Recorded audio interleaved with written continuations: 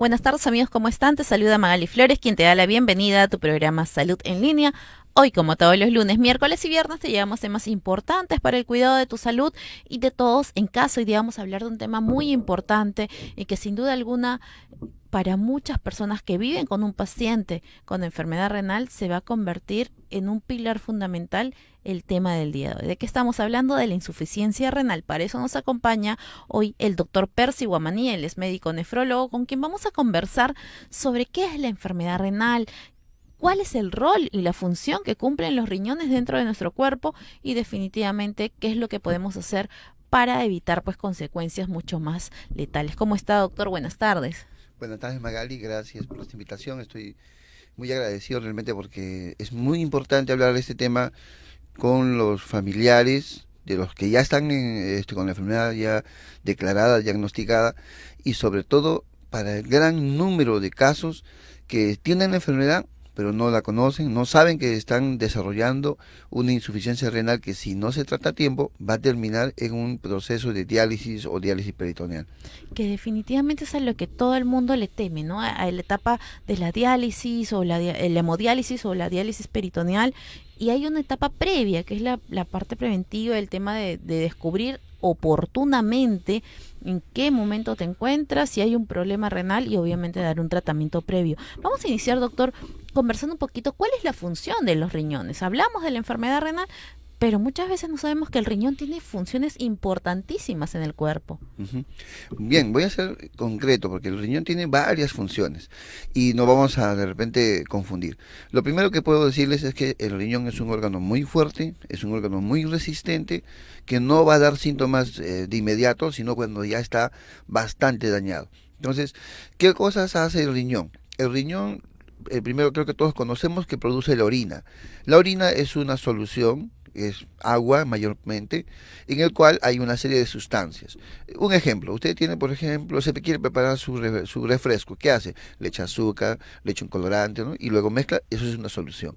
Igualito es la orina es una solución que tiene agua mayormente y tiene una serie de componentes que son elementos tóxicos, electrolitos, minerales que el organismo, producto del metabolismo que desarrolla, lo va a eliminar. Es decir, por ejemplo, nosotros comemos, nos alimentamos y todo va a ir hacia la vía digestiva, se va a absorber, va por la sangre a todo el cuerpo, todos los órganos usan esos nutrientes, desarrollan sus actividades y luego eliminan desechos. Todos esos desechos van a la sangre otra vez y eso a través de la sangre llega al riñón. Y el riñón se convierte en el órgano inteligente. Muchos lo comparan como si fuera solamente un colador, ¿no? O sea, que llega ahí y cuela, ¿no? Y solo deja pasar agua y algunas cosas, pero eso es falso. El riñón es un órgano inteligente. Cuando llega la sangre con todas estas toxinas, va a seleccionar qué elementos están de más, qué sustancias nos faltan, y según eso va a decidir si lo elimina o si lo retiene, ¿no? De tal manera que es un órgano que va a mantener en equilibrio todo el medio interno, o sea, cómo se encuentra el pH, la acidez o alcalinidad de la sangre, para que las células funcionen normalmente, para que los órganos no se enfermen. Entonces, este proceso se va a hacer en todo instante, en todo momento, aproximadamente. La sangre de nuestro cuerpo, toda nuestra sangre pasa por el riñón en 5 minutos, ¿no? De tal manera que cada 5 minutos el riñón ha limpiado completamente la sangre, ¿no? Le ha hecho una purificación completa y va modulando según nuestras necesidades. Entonces, va a eliminar sustancias como por ejemplo la urea, la creatinina, el ácido úrico, ¿no? Que son sustancias tóxicas que si retiene el organismo nos causa síntomas y nos causa enfermedades, ¿no? De igual forma, va a regular, por ejemplo, la concentración de electrolitos, el sodio, el potasio, ¿no? Y estos son elementos muy importantes para el funcionamiento de las células, sobre todo del sistema nervioso y de los músculos. Y luego también va a modular la presencia de algunos minerales que en poca cantidad debe tener el organismo, pero que cuando haya en exceso el riñón los va a eliminar, o si es que faltara los va a retener. Estamos hablando, por ejemplo, del fósforo, del calcio, del magnesio, bueno, otros elementos también adicionales. Todos esos elementos son regulados por el riñón de esa forma inteligente. Ahora, hay otras funciones también del riñón. Una de ellas que es productor de hormonas. Las hormonas son sustancias químicas que van a actuar sobre otros órganos haciendo que eso funcione. Entonces el riñón va a eliminar muchas hormonas, pero las más importantes las voy a mencionar. En este caso, la eritropoyetina. La eritropoyetina es una hormona que va a ir a la médula ósea, o sea, al mismo hueso, donde se producen los glóbulos rojos. ¿Y qué hace ahí? Madura los glóbulos rojos y permite que se eliminen a la sangre. Es decir, evita que exista anemia, ¿no? Y la otra función hormonal que tiene el riñón es la producción de la renina y de la angiotensina, ¿no? Estos son hormonas que van a actuar sobre los vasos sanguíneos, produciendo vasoconstricción, vasodilatación según las necesidades del organismo. Es decir, va a actuar sobre la presión arterial. Entonces, el riñón, a través de estas dos hormonas, ¿no? La renina y la eritropoyetina, va a regular la presencia o la hipertensión arterial o la presión arterial de las personas y también que no tengamos anemia, ¿no? Y estas son dos complicaciones muy importantes, ¿no? Que van a aparecer mucho antes de ver una enfermedad avanzada del riñón.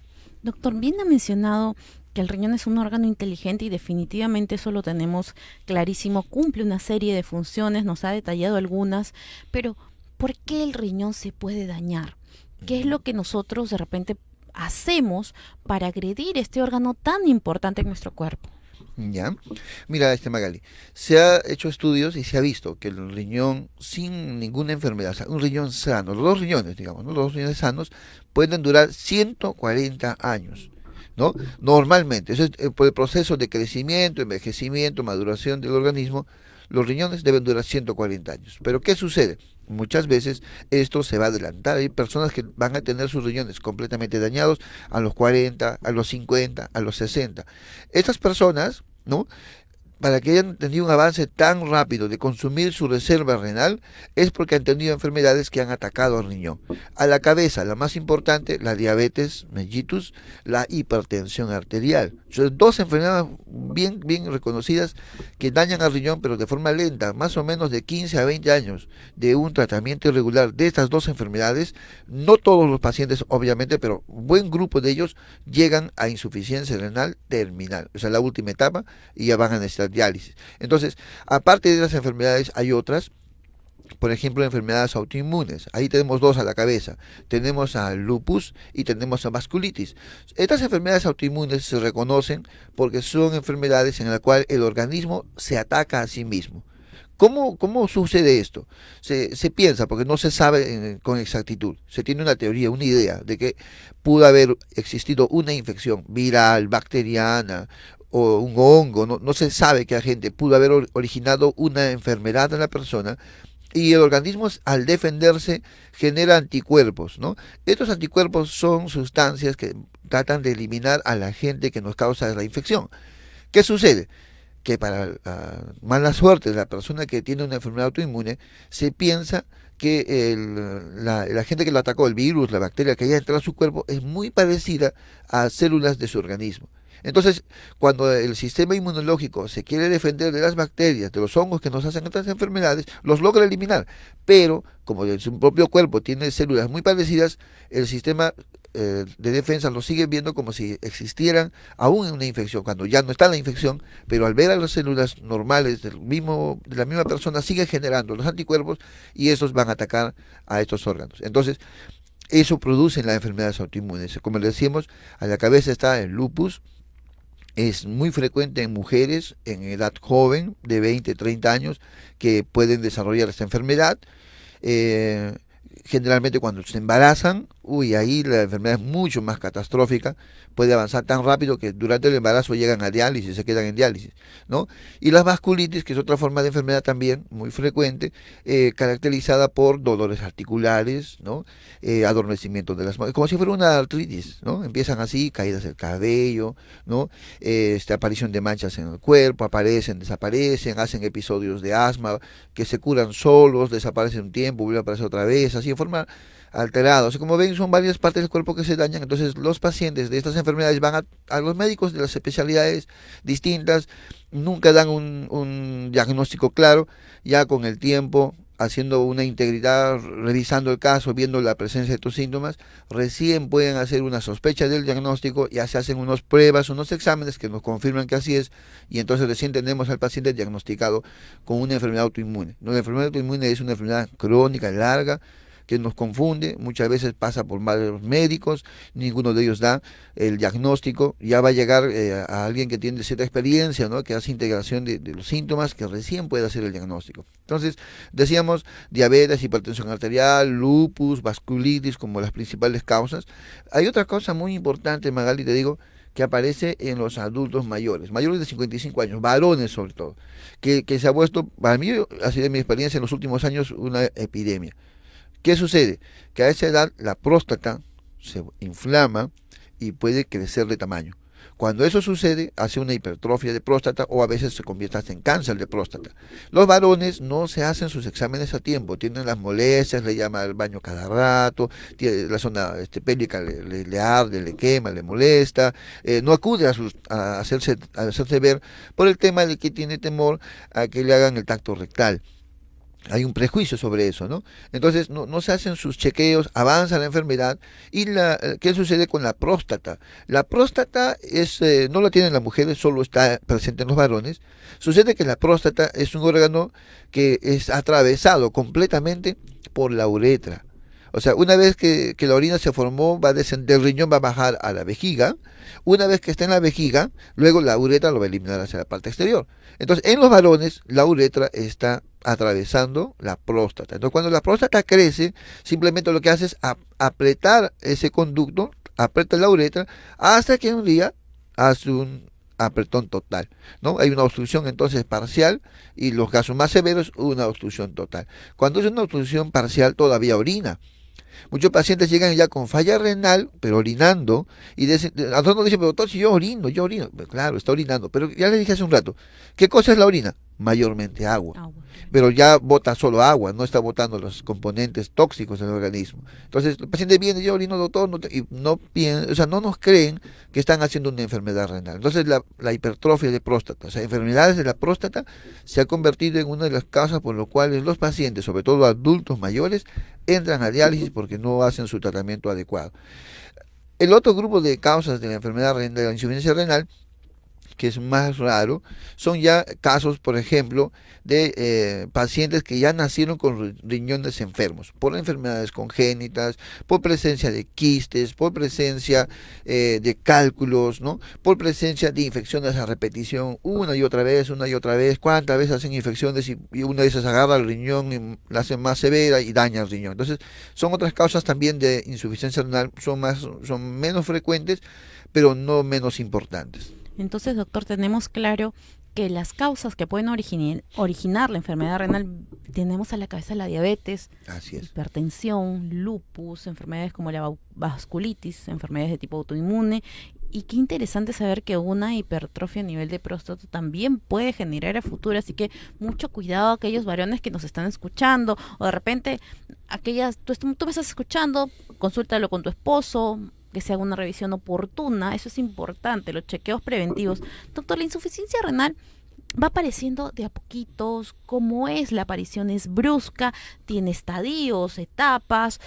¿Puede de repente retardarse el tema de llegar a la etapa de diálisis? ¿Cómo cuidarnos? Ya.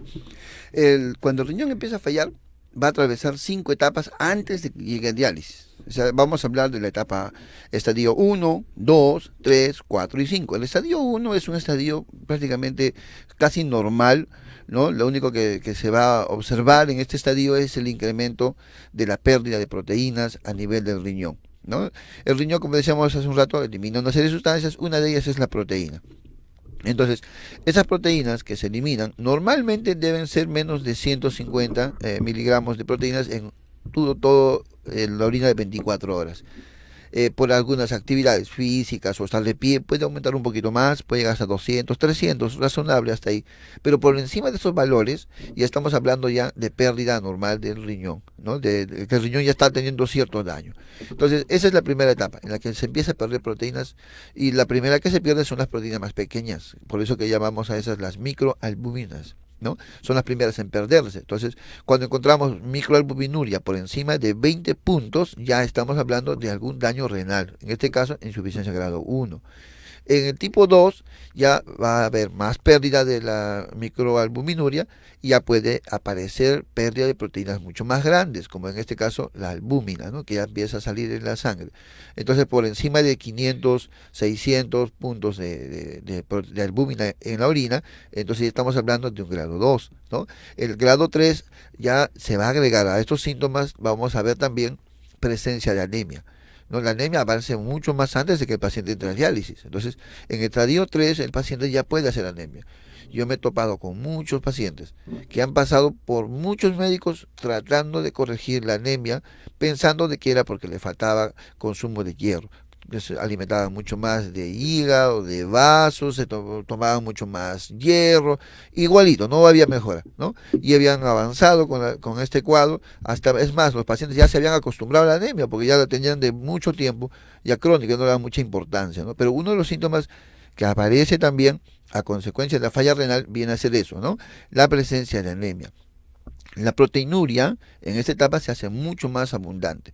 ¿Cómo te das cuenta tú que estás perdiendo proteínas por la orina? Fácil, fíjate como cuando estás miccionando, fíjate en la orina, si forma espuma, tipo lavaza, ¿no? Cuando uno lava la ropa con el detergente, ¿cómo se forma? Una serie de burbujas, blanco, ¿no? Exacto. Si así estás botando tu orina, si miras que se forman burbujas de esa forma, hazte un examen de orina, busca proteínas. Si ya están altas las proteínas, de hecho, ya estamos hablando de un daño renal, podríamos evitar que siga avanzando. En el estadio 4, ya es un estadio mucho más complejo, en el cual, aparte de lo que hemos mencionado, se va a agregar también dificultad para eliminar el líquido en exceso que tiene el paciente. Entonces, vamos a empezar a ver hinchazones de los pies. Vamos a ver que duerme y cuando despierta los ojos están completamente hinchados, ¿no? Amanecen chinos y en el día se hacen ojones porque se les aparece el hinchazón, ¿no? Y en la noche duermen, al día siguiente otra vez están con los ojos hinchados, ¿no? Cuando tienen esos síntomas o que los pies se les hinchan, ¿no? Retienen líquido, entonces estamos en un estadio mucho más avanzado, producto de que ya el paciente está entrando a una etapa de desnutrición, ¿no? La albúmina que pierde por la orina es mucho más abundante, es mucho más importante y entonces empieza a hacer ya problemas de desnutrición y a consecuencia de esta desnutrición, ¿no? Y también por la pérdida de la función del riñón, ¿no? Ya no elimina con facilidad los líquidos y empiezan a acumularse, ¿no? La última etapa, la etapa 5, es una etapa caracterizada ya por una serie de síntomas que no permiten a la persona poder vivir bien. Y si no se dializa, entonces el paciente puede morir rápidamente. ¿Qué síntomas son? Que el paciente empieza a tener náuseas en las mañanas sobre todo. Náuseas y náuseas, ¿no? Arcadas, como que vomita, pero vomita solo un poco de saliva, color amarillento, líquidos amarillentos. Al inicio solo en las mañanas, pero cuanto más avanza la enfermedad renal, después ya va a ser a la hora del almuerzo, en la cena y después todo el día. Ya no puede ni pasar los líquidos, no le permite ya nada, porque las náuseas son constantes, los vómitos, y en ese estado ya el paciente no puede ni alimentarse, ¿no? ¿Qué más puede haber? Los hinchazones se hacen mucho más severos, ¿no?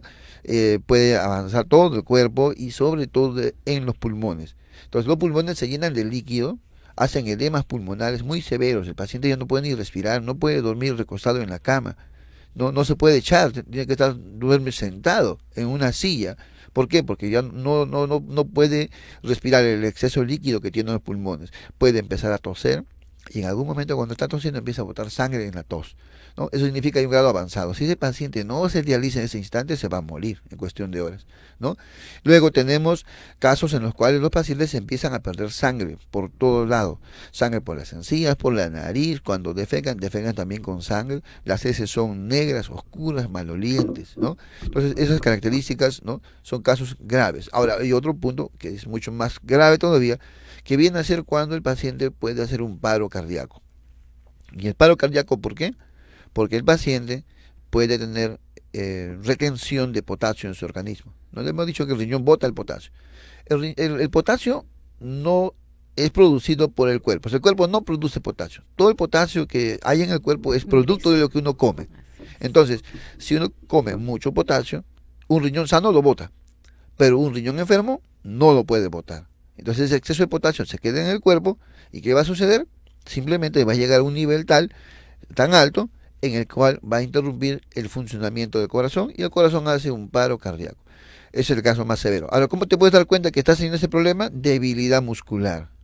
Lo primero que pasa cuando no tiene mucho potasio es que tiene debilidad. No puede ni ponerse de pie. Está completamente flácido, débil, ¿no? ¿Qué más? Dolores en el pecho. El corazón empieza a latir cada vez menos. Lo normal es que lata 60 minutos, de pronto late 50 minutos, de pronto 20 minutos con un dolor intenso en el pecho, ya estamos ya a un punto del paro cardíaco, ¿no? Entonces, en esas condiciones, si no lo dializas en ese instante, ese paciente se va a morir. Doctor, qué interesante ver cómo es que la enfermedad va avanzando, ¿no? Va avanzando desde el estadio 1, donde probablemente no te des cuenta y de pronto llegamos a tener hasta pacientes con anemia. Como bien mencionaba usted, muchas veces el paciente pasa por diversos especialistas y no se dan cuenta que el origen está por el tema renal. Y es importantísimo detectarlo a tiempo. En algún momento, doctor, usted mencionó que se puede de repente detener Sí, la claro. progresión de la enfermedad. Cuéntenos un poquito de repente para aquellas personas que son diabéticos, que ya les han dicho que tienen una insuficiencia renal estadio 2, 3. ¿De qué manera podemos hacer de que esto realmente se detenga y no avance tan rápidamente para evitar llegar pues a las famosas diálisis? ¿Ya? Primero hay que ver en qué etapa está el paciente. Como son diversos estadios, el manejo también va a variar de acuerdo al grado de avance que tiene. Pero en líneas generales, ¿qué es lo que debe hacer? Yo creo que deberían hacer lo que un paciente está en estadio 4, estadio 5, para así nunca avanzar, pues, ¿no? La idea es quedarse en un punto. Lo primero que tenemos que entender es que si la enfermedad que causa daño al riñón sigue activa, entonces el daño renal va a continuar. El primer punto que tenemos que hacer es controlar la enfermedad que está dañando al riñón. ¿Cuáles hemos dicho en la cabeza? Hemos hablado diabetes, hipertensión arterial, ¿no? Entonces, en la diabetes, lo ideal es que el paciente tenga su control de glucosa menos de 120. Eso es un objetivo obligatorio. Algunos pacientes se contentan porque están en 140, 130, 160. No estoy en 200, ¿no? Se alarma cuando es 200, 250, Recién 300, ahí 500, ahí recién, se oye, recién, alarma. no, alarma de emergencia. Pero no, un paciente que está con diabetes debe tener un control regular, permanente, menos de 120. De esa manera evitamos que el riñón siga dañándose. Si tiene 140, 150, el riñón está dañándose.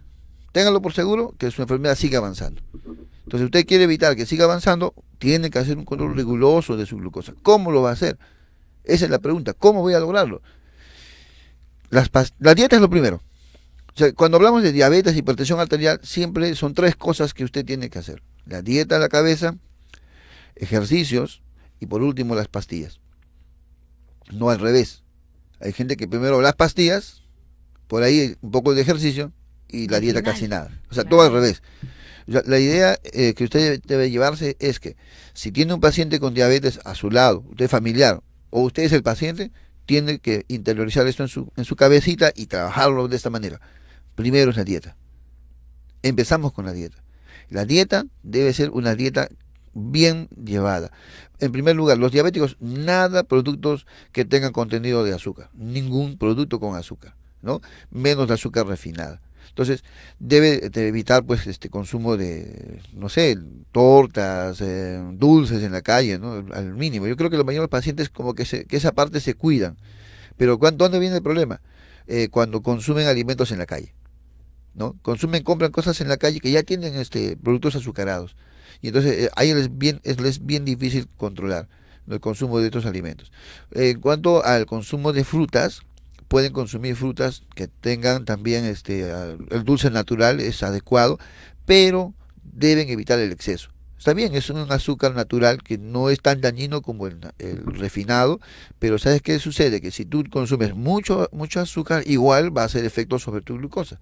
Entonces tú tienes que evitar consumo excesivo. Puedes comer frutas, pero no en mucha cantidad, lo razonable, dos porciones y no más. Ahora, aparte de lo que es el consumo del azúcar, tenemos que introducir el consumo de alimentos vegetarianos. Debe entrar en mayor proporción. Todo alimento que entra al organismo, en su proceso, va a finalmente terminarse en glucosa. O sea, no solamente que yo consuma azúcar en mis alimentos significa que va a entrar azúcar en mi cuerpo, sino cualquier alimento que ingrese producto de la digestión finalmente se va a convertir también en glucosa. Entonces, eso es muy importante entender. No debemos seguir comiendo alimentos de forma desordenada. Los alimentos que tienen menos cantidad de glucosa en su contenido y que son glucosas beneficiarias para el organismo, para que el cuerpo pueda funcionar bien, son alimentos de origen vegetal. ¿No? Entonces tenemos que priorizar el consumo de vegetales, aumentar un poco más el consumo de menestras, ¿no? Y tratar de alejar lo más que se pueda los alimentos de origen animal. Eso digamos en líneas generales, ¿no? Para controlar cuanto al consumo del azúcar. Hay algo muy importante que me gustaría graficar. Por ejemplo, si yo le echo a este vaso 5 o 6 cucharas de azúcar y lo pruebo, está demasiado azucarado. ¿Cómo puedo lograr que esto baje? Que sea menos dulce. Con sodio. No, le echaría más agua, ¿no? Más agua, o sea, le echo más agua, diluyo, y cuando pruebo, ya bajó ¿no? Algo parecido tienen que hacer los diabéticos. Los diabéticos deben consumir una cantidad adecuada de líquido, claro, líquido. A veces consumen muy poco, comen más alimentos llenos de azúcar, y cuando toman poco líquido está concentrado, o sea, necesitan tomar más líquido. Una persona que no tiene problemas de diabetes debe consumir 1,5 litros de líquido al día. Una persona que tiene diabetes debería consumir un poco más, 2 litros y medio de líquido al día, libre, líquido sin nada, líquido puro. Eso que le va a ayudar a metabolizar mejor. Otro punto en la dieta es que dejen esa mala costumbre de comer a cada rato. Me siento con mis pacientes, ¿estás cuenta tu dieta? Sí, doctor. Pero acá me sale alto, no, pero yo no como, me dicen. Yo no como. Pero pican. ¿No? El paciente dice, no como. O sea, el paciente entiende comida, solamente desayuno, almuerzo y cena.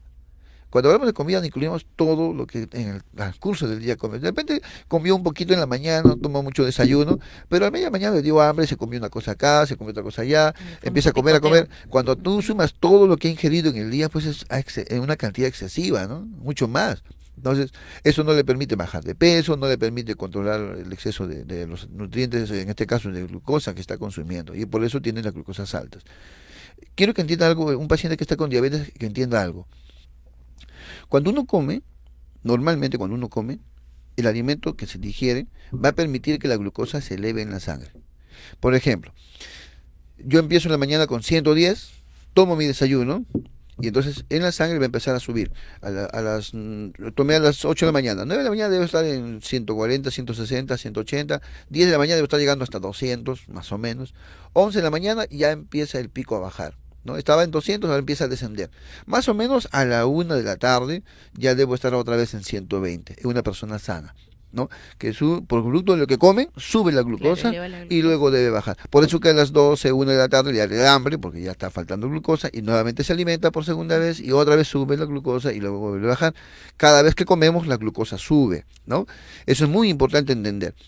Entonces, un paciente diabético no hace eso. El paciente diabético come y sube 100, 200, 250, 300.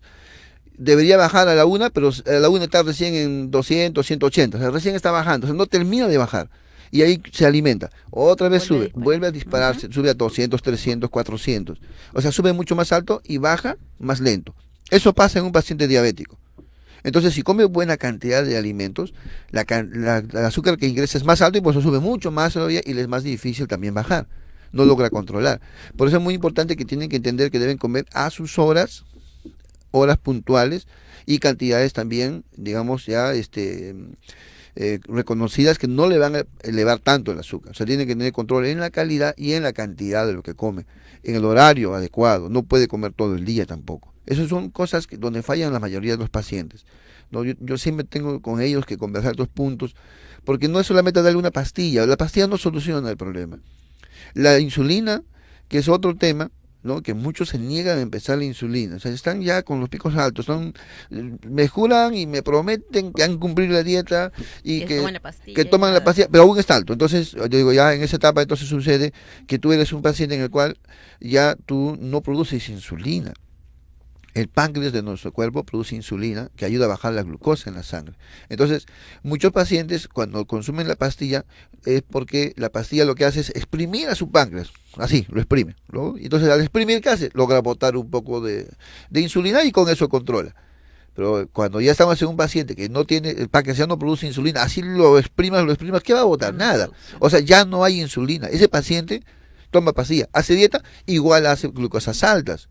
¿Por qué? Porque su cuerpo ya no produce insulina. Ese paciente tiene que recibir insulina de afuera. Entonces, eso a veces no lo entienden los pacientes ni los familiares de los pacientes, y entonces tienen miedo a empezar a usar insulina. No tenga miedo, si usted está ya cumpliendo las 2 primeras pautas, ¿no?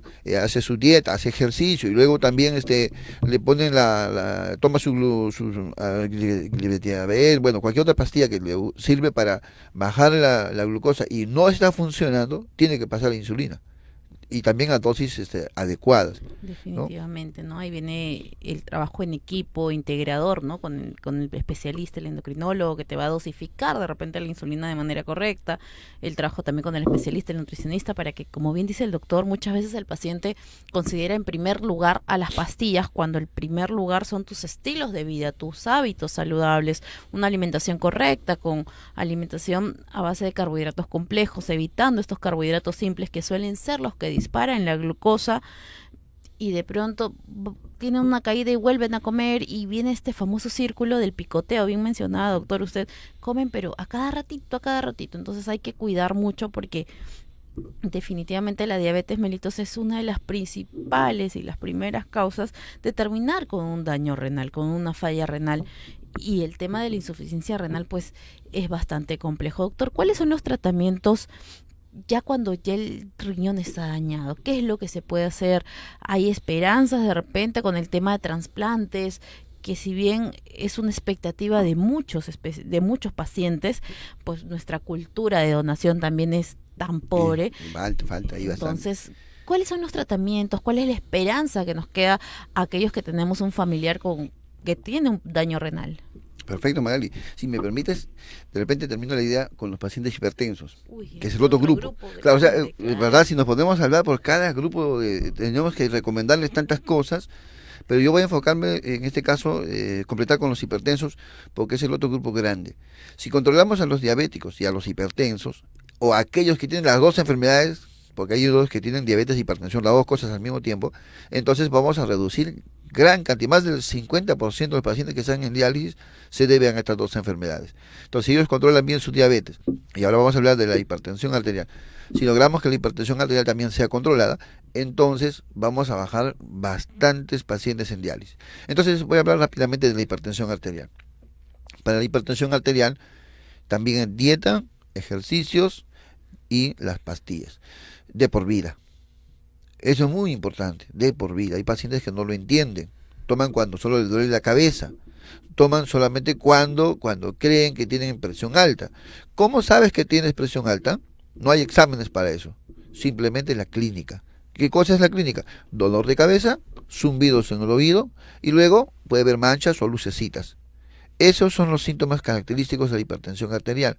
Cuando un paciente ya está con falla renal, muchas veces estos síntomas ni siquiera van a aparecer, va a tener presiones tan altas como 200, 220, que una persona normal ya está en coma con eso, ellos no le sienten ningún síntoma.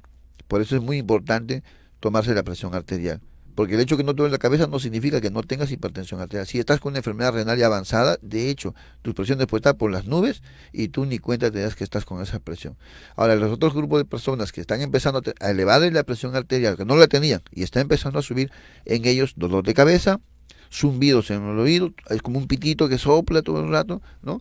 Y luces, manchas que pueda haber. Esos son los síntomas característicos de la hipertensión arterial. Se mide la presión y si está alta, por encima de 140, por encima de 110 en la diastólica. Déjeme explicar que la presión arterial tiene 2 componentes: la presión arterial sistólica y la presión arterial diastólica. Por ejemplo, cuando le toman la presión le dicen 10.5.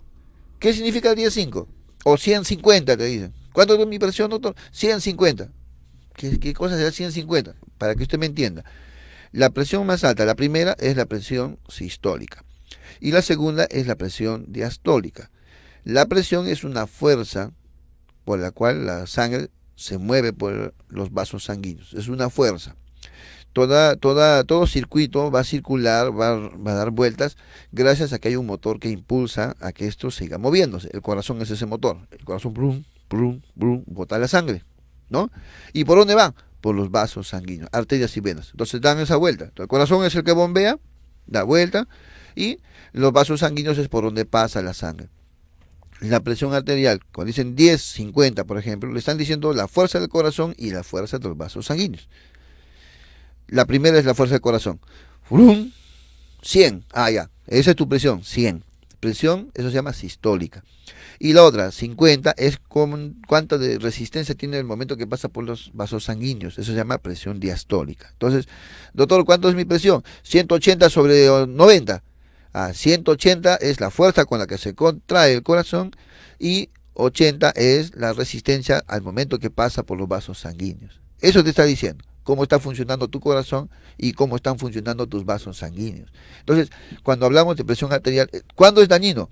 Cuando la presión del corazón es mayor a 180, es ya catastrófica. Por encima de 160 es alta, y por encima de 140 es menos, digamos, severo, pero ya es hipertensión arterial por encima de 140, ¿no? Ya vamos a llamarle hipertensión leve. Por encima de 160, 180, hipertensión moderada, y ya los picos más altos son hipertensión severa, maligna, porque eso ya daña al cuerpo severamente. Entonces, es muy importante que usted entienda que la presión arterial hay de dos tipos: presión arterial sistólica, que es la primera, y la presión arterial diastólica, que es de los vasos sanguíneos. Cuando esa aparece encima de 110, también tiene. Entonces, una persona puede tener presión arterial solo del corazón, o presión arterial solo de las venas, arterias, o puede tener una presión arterial por las dos causas. Por eso el tratamiento va a variar. Si la causa es el corazón, una pastilla para el corazón. Si es el vaso sanguíneo, una pastilla para el vaso sanguíneo. Y si tiene los dos, para el corazón, el paciente va a tener que tomar 2 pastillas, 3 pastillas. Va a depender. Entonces, hay algunos que de repente con uno piensan que es suficiente. No. Depende de qué tan complicado tenga su daño. Podría recibir hasta 2, 3 pastillas solo con la intención de controlar la presión arterial. Entonces, eso en cuanto a conocer y cómo se trata. Pero ahora vamos a ver desde el punto de vista nutricional cómo se trata la hipertensión arterial. Se han hecho experimentos, han puesto acá 100 ratones, a este le damos comida lleno de sal y a este le damos bajo en sal. Entonces hicieron el experimento, pasó un tiempo, sacrificaron a los roedores y hicieron los estudios. ¿Y qué encontraron?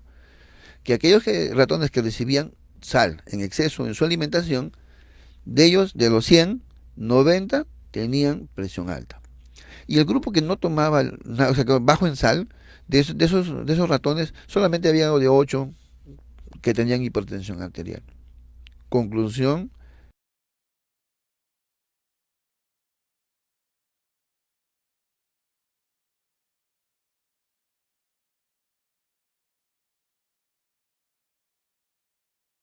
¿quiero tener esa enfermedad? Debo comer bajo. Ya tengo hipertensión arterial. Mira, alimentos ricos en sal, bajos en sal. Tiene que ser bajo en sal, no es que nada de sal, bajo en sal. Porque igual el cuerpo necesita el sodio. ¿Ya? Pero no solamente los